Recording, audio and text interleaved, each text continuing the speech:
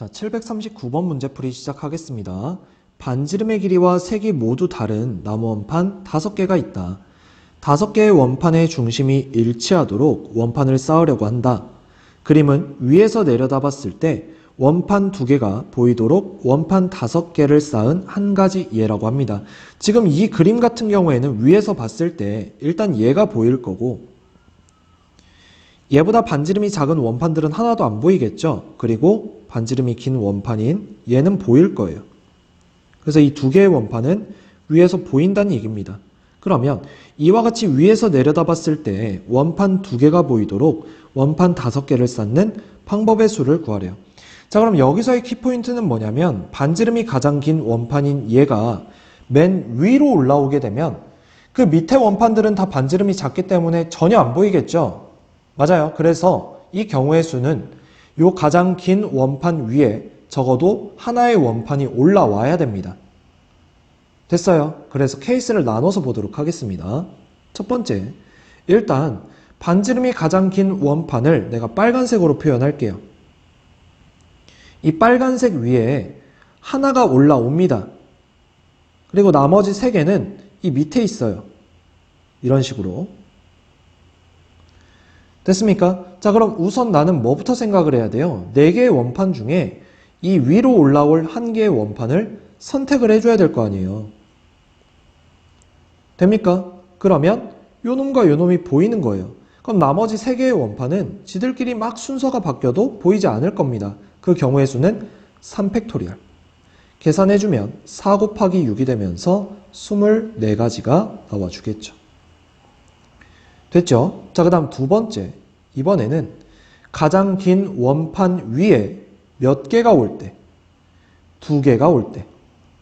자, 근데 그 2개가 오는데도 그 둘 중에 긴 원판이 위로 올라와야 됩니다. 그 긴 원판을 분홍색으로 표현할게요.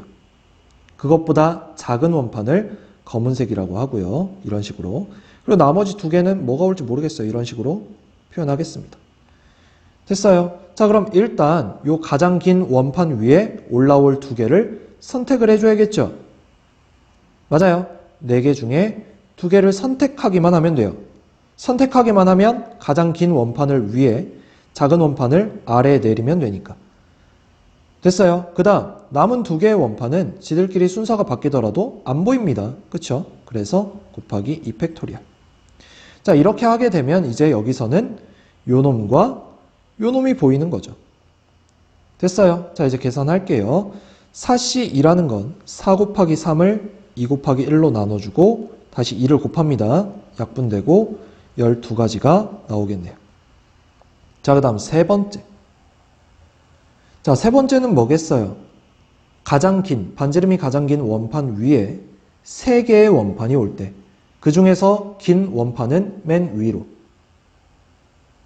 돼요? 그러면 3개 선택한 원판 중에 2개는 요 사이로 들어오겠죠. 그리고 나머지 하나는 일로 올 거고요. 됐습니까? 자, 그러면 4개의 원판 중에서 일단 3개를 선택해야 해요. 위로 올라올 거. 그쵸? 그러면 4개 중에 3개를 선택합니다. 그럼 그 중에 가장 긴 원판은 위로 올라왔어요. 그럼 나머지 2개의 원판은 지들끼리 순서가 바뀔 수 있겠죠. 곱하기 2팩토리얼. 그 다음 나머지 하나는 그냥 여기 놓으면 돼요. 돼요? 그럼 이러고 나면 이제 위에서 봤을 때 얘랑 얘만 보이는 거죠. 계산해주면 4C3이라는 건 4C1이니까 4고요. 거기다 2를 곱하는 거니까 8가지가 나올 겁니다. 자, 이제 마지막 네 번째. 이제 가장 긴 원판 위에 4개가 전부 다 올라오는 경우. 그 중에 긴 원판은 맨 위로. 그럼 나머지 3개는 요 사이로 들어오겠죠. 됐나요? 이러고 나면 얘랑 얘가 보일 거니까요. 그쵸? 그럼 이때는 그냥 얘네 셋이 순서 바뀌는 경우만 생각하면 되겠죠. 몇 팩토리얼? 3팩토리얼. 6가지네요. 됐어요. 그럼 각각의 경우를 이제 더하면 되겠죠. 24 플러스 12 플러스 8 플러스 6. 자, 요렇게 둘 더하면 30, 요렇게 둘 더하면 20. 계산하면 50가지가 나오게 됩니다. 됐죠?